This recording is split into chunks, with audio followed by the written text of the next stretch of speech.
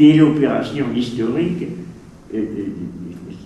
à contre-histoire, que désire Péguy, c'est-à-dire c'est une opération historique allant contre l'histoire qui se fait, mais qui figure justement la manière dont on pourrait saisir l'histoire dans son devenir ou sa durée.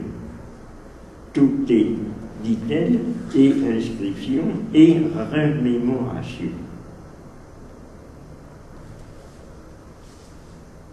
Et encore, il y a tout un passage là-dessus.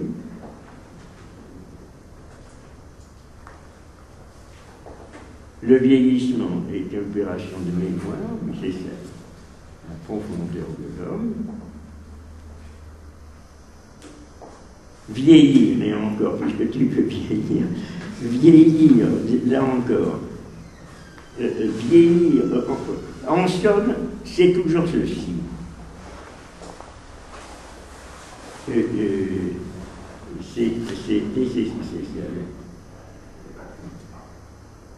Être d'un lieu et en même temps d'un autre lieu, être d'un lieu, et si je peux dire en même lieu, être d'un autre lieu, voilà toute mon ambition, dit d'histoire. Vous voyez qu'elle est simple, toute mon ambition géographique, et par suite toute mon ambition historique. Être d'un temps, c'est ça l'intempestif aussi, dans le sens tien, puisque nous sommes des Grecs, mais en même temps aussi nous ne pouvons pas comprendre les Grecs si nous ne comprenons pas en particulier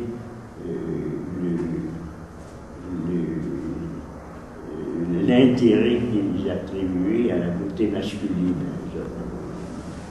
Être d'un temps et en même temps être d'un autre temps. Voilà tout mon programme, dit-elle. Vous voyez qu'il n'est pas compliqué.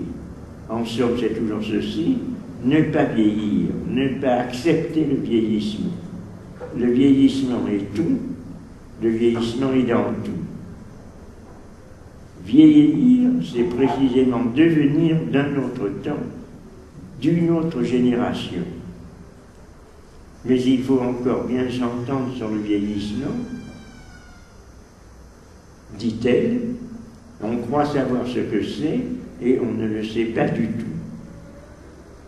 Vieillir, alors là aussi tu peux le noter, page 226 de l'édition Clio de Gallimard. Mais vieillir, ce n'est point être devenu d'une autre génération.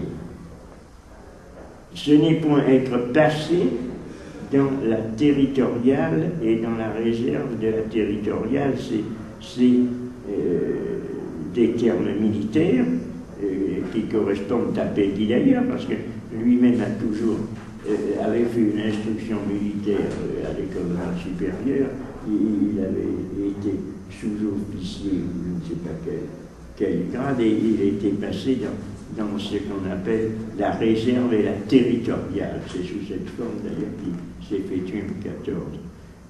Ce n'est point être devenu d'un autre temps. Ce n'est point être d'une deuxième génération et ne plus être de la première.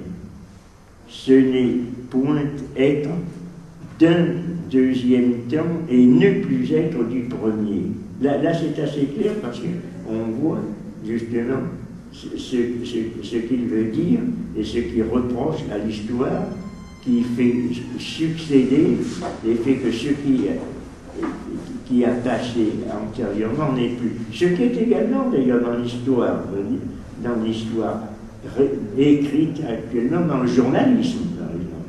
Pour le journalisme, ce qui a passé est passé, on a passé à autre chose. Ce qui pénètre dans la conscience, d'ailleurs aussi dans la formation de la conscience de soi, dans beaucoup de cas, ou dans les valeurs que l'on attribue à l'orateur. On dit ça c'est ancien,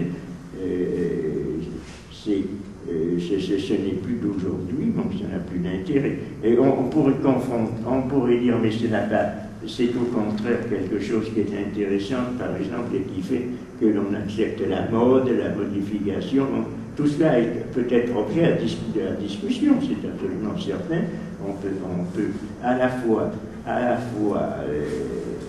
adhérer à ce texte, à la fois en voir les insuffisances ou tout au moins les possibilités de contradiction.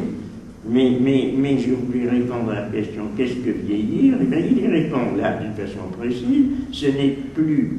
C'est à la fois être d'un temps et d'un autre, c'est-à-dire être dans les deux temps, celui qu'on vient de quitter et celui que l'on aborde. Vieillir, c'est passer. C'est passer, c'est-à-dire la vieillissement, c'est dans le récit, dans le passage. C'est passer d'une génération à l'autre, d'un temps à l'autre. C'est passer de cette première génération à cette deuxième. De ce premier temps à ce deuxième. C'est-à-dire qu'il y a quelque chose qui est suspendu et quelque chose d'autre. Un certain Léon d'Estorga, qui fut jadis montagne et qu'on appelait chérubin. C'est passé de chérubin à ce Léon d'Astorga. C'est passé d'un moment où l'on est pris dans ce mythe de la folie, des moments de libertinage du XVIIIe siècle, à un autre moment où c'est un moment qui va réclamer à chacun des responsabilités, des identités, des références, et qui va réintroduire d'autres formes de règles, mais tout en maintenant le souvenir, puisque c'est une mémoire, mais un souvenir qui est un souvenir profondément inséré dans la vie de ce temps passé. C'est passé de cette première génération à cette deuxième, de ce premier temps à ce deuxième. Passé du mariage de Figaro à la mère coupable. C'est devenir d'une autre génération, d'un autre temps. Devenir et souligner, c'est presque un devenir de Leuzienne, d'ailleurs, en ce matin. De cette première génération à cette deuxième, de ce premier temps à ce deuxième. Je crois que c'est le passage le plus clair et le plus intéressant, celui-ci. Vieillir, c'est passer. C'est passer d'une génération à l'autre, d'un temps à l'autre. C'est passer de cette première génération à cette deuxième. De ce premier temps à ce deuxième. C'est devenir d'une autre génération, d'un autre temps. De cette première génération à cette deuxième. De ce premier temps à ce deuxième. Vieillir, ce n'est pas avoir changé d'âge, c'est avoir changé, c'est soulignable. Alors, donc il y a une nuance ici. Vieillir, ce n'est pas avoir changé d'âge, ce qui voudrait dire que cet avoir changé signifie, c'est ça, cette modification temporelle, sous le regard d'autrui. C'est-à-dire que on a changé. C'est changer d'âge, ou plutôt, c'est-à-dire être dans le changement, c'est ça. Ou plutôt, c'est avoir trop persévéré dans le même âge. Donc être dans le changement tout en continuant à exister dans cet âge que l'on vient de quitter. C'est pour cela qu'il faut bien faire attention, dit-elle, à ce qui représente, à ce qui traduit pour nous le vieillissement, à ce qui l'exprime.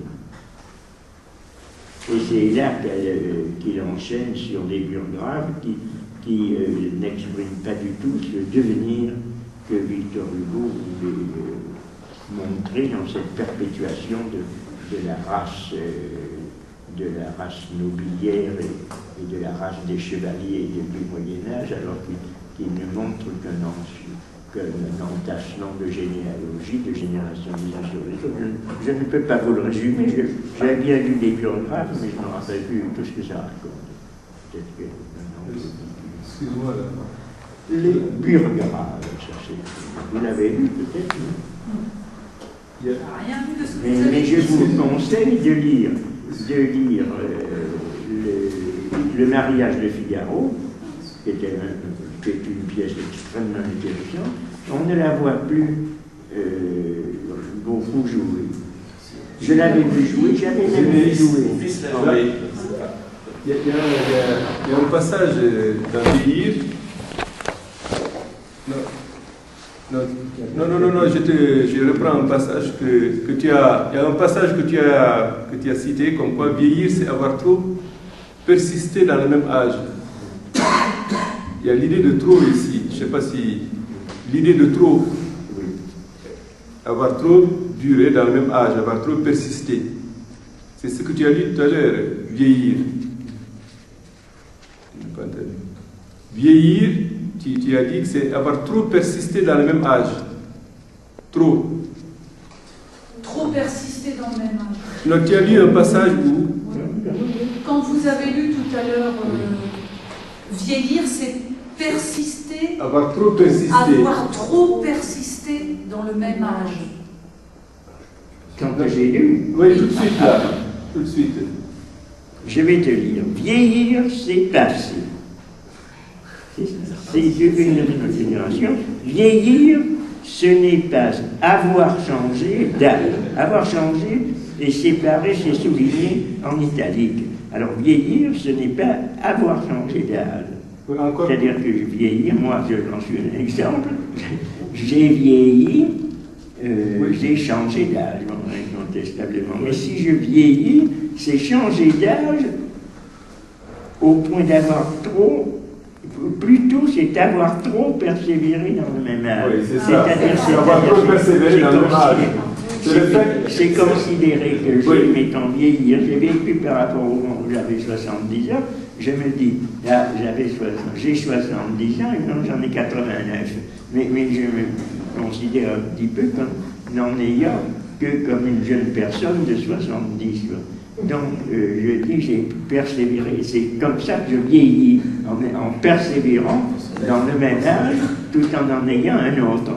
Mais si je dis, il y a un moment, si on écrit, c'est pour ça que les biographies sont toujours dangereuses. Si on écrit une biographie, on dit, bon, à cet âge, il fait ceci. Si on lit les biographies qui ont existé, de Foucault par exemple, de Derrida, de Deleuze et Guattari, c'est décevant, extrêmement désagréable, parce qu'on voit des personnages qui sont réduits à leur... C'est pas leur marionnette exactement, tout ce qui est écrit est bien juste, mais on n'est pas justement dans cette présence de la personne qui est tout en étant dans le vieillissement, et quelqu'un qui se maintient justement dans son existence, dans son... on est à ce moment-là justement dans ce que Peggy oppose à la vie. On est dans une représentation, une transposition artificielle du personnage qui ne correspond pas du tout à ce que l'on a appréhendé de lui au moment de son existence. Mais c'est ça, donc le vieillissement est dans le passage. Le passage, c'est très difficile à déterminer. Le passage, c'est justement le mouvement, on pourrait dire, le passage, ça peut pouvoir dire le couloir dans lequel on passe, qui s'appelle un passage, mais le passage, c'est aussi le mouvement passé. Or, on se situe dans ce mouvement, on est à la fois en avant et en arrière, toujours dans ce mouvement-là. Dans le passage, c'est ce qui résout en quelque sorte le dilemme les antinomies de Zénon d'Élée, justement. La grenouille ne pourra la tortue ne pourra jamais rejoindre Achille, puisque l'Achille, je veux dire, ne pourra jamais rejoindre la tortue, puisque la tortue, au moment où il arrive, quelque lente qu'elle soit, au moment où il arrive au point où elle est, sera déjà un petit peu avancé. Donc, mais le passage fait qu'il le rejoint lorsqu'on est dans le mouvement. Ce sont les réponses qu'avait donné Bergson. Il y a une notion qui me revient à l'esprit, une notion théologique. Il y a une notion théologique qui me revient à l'esprit par rapport à l'internel. Je ne sais pas si tu connais, j'ai vu ça il n'y a pas très longtemps, c'est l'Aevus. Non, moi je trouve que ce mot internel est intéressant. Il n'est pas du tout étranger à Pays. Il l'a utilisé, mais il n'a pas utilisé souvent. Alors qu'il aurait fort bien pu l'utiliser. C'est sans doute pour cela que Deleuze l'a. Je parlais d'une notion, une notion théologique inventée par saint Thomas d'Aquin, je crois, qui me revient à l'esprit, qui est l'Aevus. L'Aevus, A-E-V-U-S. Qu'il a imaginé entre. L'Aevus, tu connais j'ai fait ça assez récemment, qui est intermédiaire entre l'éternité et la temporalité pour désigner le monde des anges. Et la réalité temporelle ou éternelle des anges, parce que ils ne sont pas éternels. Oui, c'est ça, c'est le temps de la Ione. Voilà, c'est la Ione aussi, c'est ça. L'Aevus, c'est encore plus. La Ione est grecque. Qui sont des temps, d'ailleurs, qui, dans un certain sens, surtout Aevus, peut concerner la vie essentiellement. Si je puis me permettre aussi, parce que tu évoquais le mariage de Figaro qui n'était pas joué, mais bon, là c'est une publicité indirecte. Mon fils a monté Figaro il y a 2 ans au lycée Louis-le-Grand. Il l'a archivé d'ailleurs, je t'enverrai une cassette, un DVD. Il a mis en scène, il pensait faire la suite également. Il pensait réaliser une autre mise en scène de la suite qui l'intéressait beaucoup, jusqu'à d'ailleurs cette reprise au XXe siècle, tu sais, d'un auteur contemporain qui resituait également et qui a donné une continuation à ce ouvrage-là. Tout à l'heure, tu as dit qu'avec le mouvement, on répond au paradoxe de Zénon, par le mouvement. On peut poser la question, avec cette définition du vieillissement, il y a une question qui se pose, comment ne pas vieillir? Comment ne pas vieillir? Comment échapper à la vieillesse? Comment échapper au vieillissement? Il ne dit pas c'est-à-dire qu'il dit à la fois ce vieillissement et ce dans quoi on est nécessairement et dans quoi on doit être, mais il dit y échapper précisément par le fait de se retenir toujours dans cet âge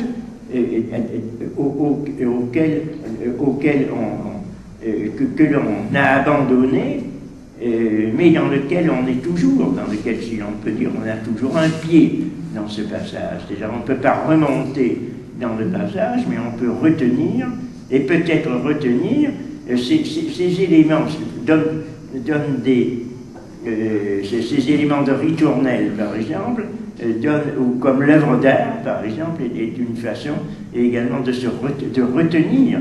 C'est assez proche aussi de l'opposition que fait Proust entre le temps perdu et le temps retrouvé. Et il y a le temps du vieillissement où il y a une sorte d'éternelle jeunesse du narrateur, puis tout à coup, dans le temps retrouvé, il nous met en présence justement de cette société qui présente sa vieillesse, et mais lui-même retrouve cette possibilité d'écrire dans la création de l'œuvre d'art, au moment où il y a ce trébuchement dans la cour qui lui permet de retrouver le temps et de faire que toutes ces personnes vieilles, et qui devraient se situer d'ailleurs, le temps retrouvé devrait se situer d'une certaine manière au début de la recherche, puisque c'est à partir du temps retrouvé que le mouvement qui va donner ensuite le retour sur longtemps, je me me suis couché de bonne heure et le début de la recherche va être lancé à partir de cette contemplation, qui est l'opération historique à contre-histoire que désire Péguy, c'est-à-dire c'est une opération historique allant contre l'histoire qui se fait, mais qui figure justement la manière dont on pourrait saisir l'histoire dans son devenir ou sa durée. Tout est, dit-elle, et inscription et remémoration. Et encore, il y a un passage là-dessus.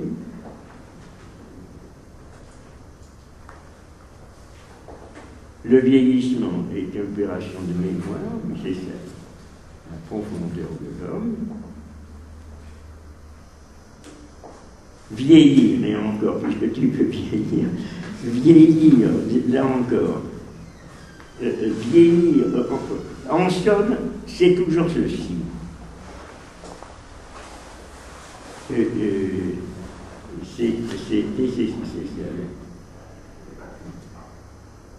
Et le vieillissement est dans tout. Vieillir, c'est précisément devenir d'un autre temps, d'une autre génération. Mais il faut encore bien s'entendre sur le vieillissement, dit-elle. On croit savoir ce que c'est et on ne le sait pas du tout. Vieillir, alors là aussi tu peux le noter, page 226 de l'édition Clio de Gallimard, mais vieillir, ce n'est point être d'un lieu, et en même temps d'un autre lieu, être d'un lieu, et si je peux dire en même lieu, être d'un autre lieu, voilà toute mon ambition, dit l'histoire. Vous voyez qu'elle est simple, toute mon ambition géographique, et par suite toute mon ambition historique. Être d'un temps, c'est ça l'intempestif aussi, dans le sens nietzschéen, puisque nous sommes des Grecs. Mais en même temps aussi, nous ne pouvons pas comprendre les Grecs si nous ne comprenons pas, en particulier,